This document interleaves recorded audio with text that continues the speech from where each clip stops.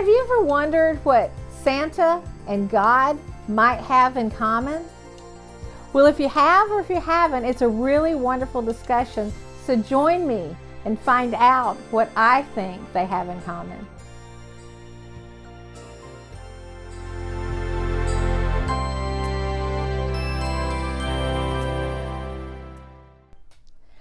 Hi, I'm Reverend Sharon Renee, and welcome to this week's Sunday Inspiration.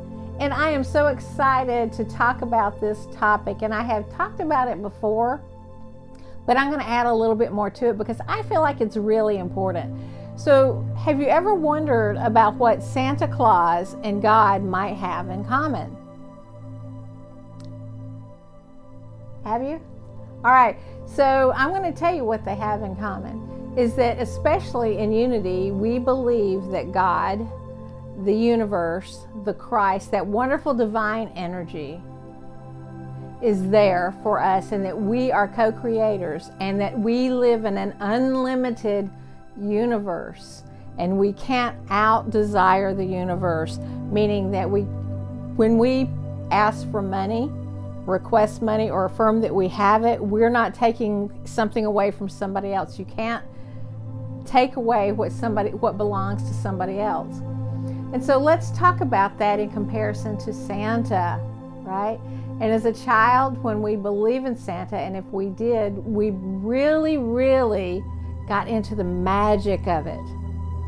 And Santa was very magical. He, in one night span, he went and visited all the children around the world, getting in the chimney. Okay, how did he do that? And if they didn't have a chimney, he still found a way in. Well, doesn't God visit with everyone every single day and every single moment of the year? Isn't God already there in our presence within us, right?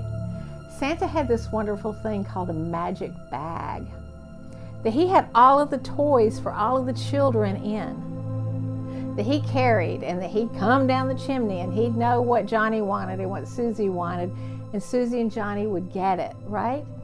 And remember those moments as a child that as much as you wanted something, or even when you had children and they wanted something, and even if you thought, well, I really can't afford it, or you tell your children that, well, Santa doesn't have that much money this year, but that child believed that they could have that red bike, or that child believed that they could have that stereo, or whatever it was that they wanted.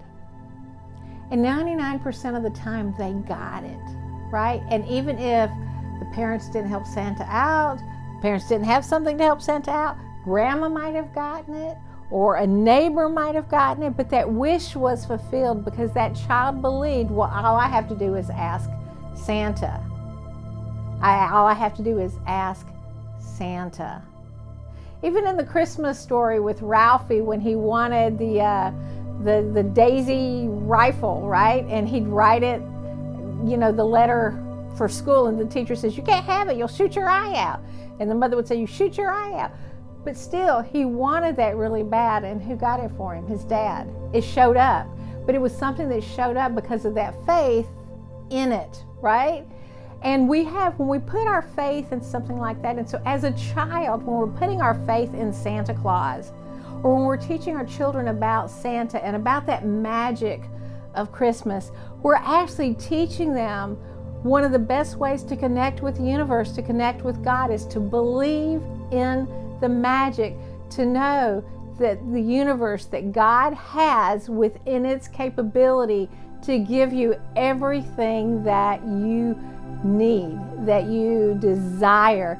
And it can be that easy. It's believing in that space of faith.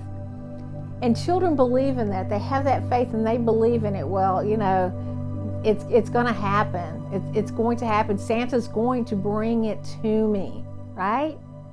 And they get it because they believed unwaveringly. It didn't matter what they were hearing from anybody else. Well, you might not get it. You might not get it. No, Santa's going to get it for me. I'm going to get it.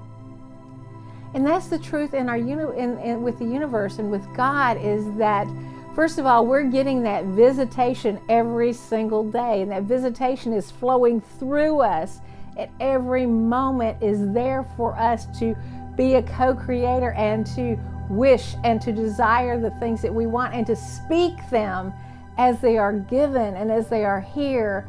And one of my things every morning is I say to myself, thank you, God, thank you, God, thank you, God. Yes, thank you for all that I have and all that I have yet to receive. And I am happy, I am healthy, I am wealthy, and I am loved.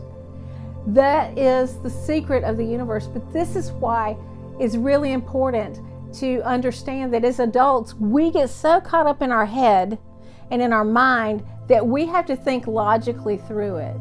But it's, again, what is it said over and over in the Bible is come to the kingdom as a child. Come to God as a child. See things as a child. Because that child within and that child believes that Santa is going to give them their heart's desire. And God is doing the same thing by the energy in which we connect. So understand that Santa Claus and God, and I'm going to get sacrilegious for a moment because it's going to upset some of you maybe, or some of you it might excite. Santa God is there with that unlimited magic bag with good and joy, always 100% available. Give yourself the gift of love, give yourself the gift of faith, and give yourself the gift of believing that you are worthy and deserving of the magic, not just during the Christmas time, but every single day. Happy holidays, Merry Christmas, and have a wonderful, wonderful holiday. Namaste.